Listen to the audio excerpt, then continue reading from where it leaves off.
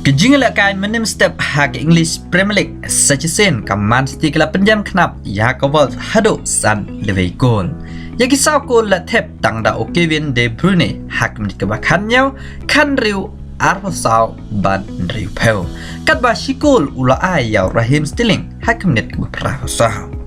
Dakan ni kejingjab kaman City kala tambiang live point ya ke Liverpool namar live riu tuli kejingalakai baladem.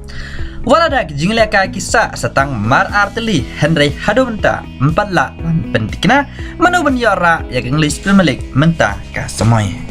Habab hai skiwai pat kejingalakai menem step ke Chelsea kelejap ya ke Leeds United hado lai Not goal katba ke Leicester City kelejap ya ke Norwich City delai Not goal.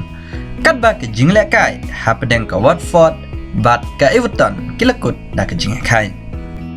Kejingalakai la shime step hak English Premier League kalong ko be internet ha hapdeng ke Tottenham bat ke Arsenal. Ke Tottenham kadang kambahaban penrem ya ke Arsenal. Kenang bakan kemilenti ya kardan ke besar. Kadba ke Arsenal lada ke job ya ke Tottenham kan pentikna bahkan ya obat ya kardan ke besar. Mentah ke semoy ban ya bo jeka ya lade hak Champions League hak semoy ke panuan.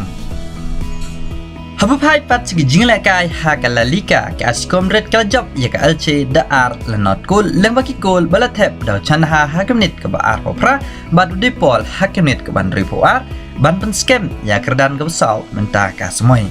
Leng bakan ni ke jingjap ke Atletico Madrid ke lakiu hak kerdan ke balai dak batam shipon ya ke Sevilla ke bamat ya ke nam ya ke Persya ya ke Mallorca. Habab hai ke jingalakai hak Copa Italia final ke Inter Milan ke layara hak sen wapra ya kan ni ke lempung dak penrem ya ke Juventus ke baladap job kat Sausen ya kan ni ke lempung.